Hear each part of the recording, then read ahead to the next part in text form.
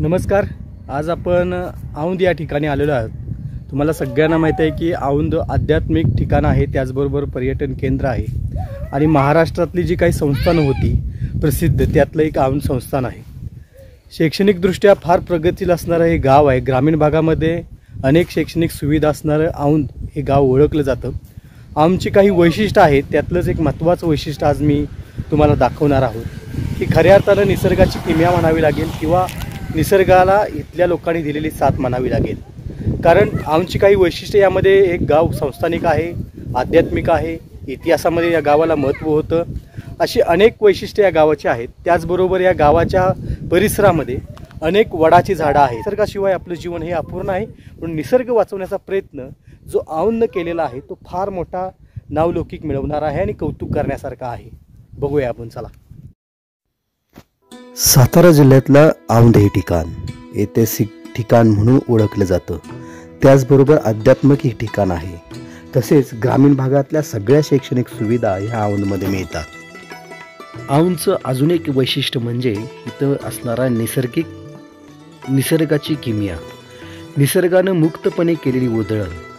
औंधच्या पूर्ण गावाच्या परिसरामध्ये अनेक मोठी वडाची झाडं आहेत, लिंबाची झाडं आहेत, अनेक मोठी झाडं आहेत. ही इथलं प्रदूषण कमी करतात, इथल्या लोकांना शुद्ध हवा देतात आणि इथलं नैसर्गिक सौंदर्यसुद्धा वाढवतात. इथले पर्यटक आध्यात्मिक बरोबर इथल्या निसर्गालाही बोलतात, कारण इथला निसर्ग फार बोलका आहे. अनेक विकास कामं झाली असली तरी इथला निसर्ग जपण्याचं काम इथल्या गावकऱ्यांनी, इथल्या कष्टकऱ्यांनी केलेलं आहे. हेच आपल्याला दिसून येतं, कारण ह्या झाडांशिवाय आपल्याला कोणी साथ देणार नाही ही भूमिका कदाचित औंधची असेल.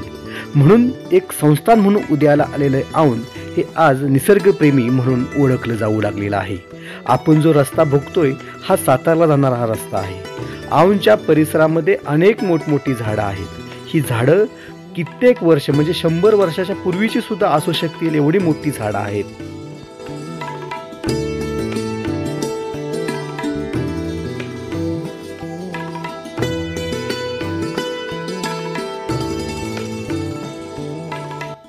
ही झाडं बघितले की मनाला फार आनंद वाटतो, कारण या झाडांमुळेच इथलं निसर्ग सौंदर्य वाढलेलं आहे. औंधची ओळख झालेली आहे. इथल्या शेतकऱ्याला, कष्टकऱ्याला मोठ्या प्रमाणात सावलीसुद्धा निर्माण झालेली आहे.